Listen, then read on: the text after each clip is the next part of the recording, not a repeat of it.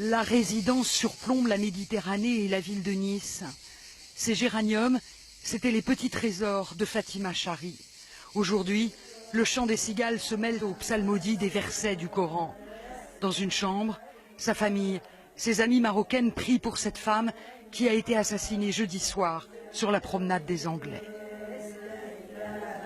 Dans le salon, les hommes discutent et mangent quelques dattes.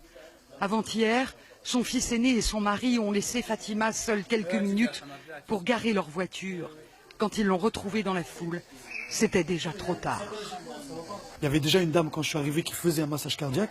Je l'ai assisté en restant impuissant, quoi. Après, les pompiers sont venus prendre le relais. Ils ont mis le défibrillateur en attendant qu'ils nous demandent de s'écarter pour choquer. Mais ils ne demandaient que de répéter le massage cardiaque parce qu'ils ne trouvaient pas de pouls.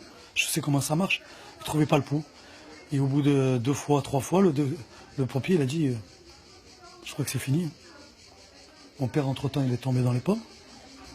Voilà, et je criais maman, maman, ce qui me reste, c'est que je criais maman, lève-toi, et les petits à côté en train de regarder, en train de pleurer, c'est ça qui me reste. Très, très choquant. Je vois ma femme déjectée par terre. Mais très vite, ce sont les photos d'une Fatima heureuse que cette famille de 7 enfants veut nous montrer avant de crier sa colère contre la revendication du massacre par l'État islamique.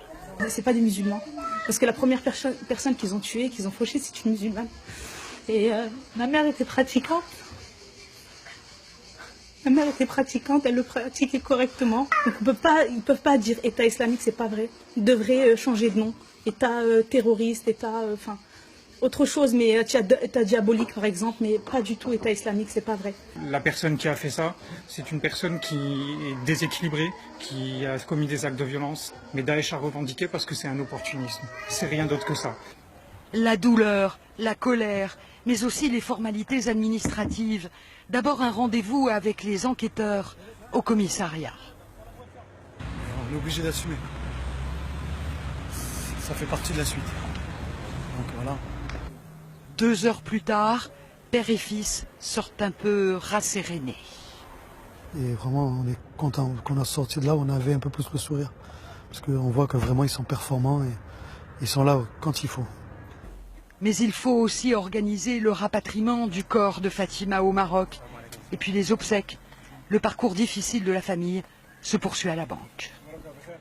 C'est une assurance justement civile qui prend en compte tout le décès, c'est-à-dire le corbillard, tout. Mais la famille reste encore sur une inconnue. Elle ne sait toujours pas quand le corps de leur mère et épouse leur sera rendu.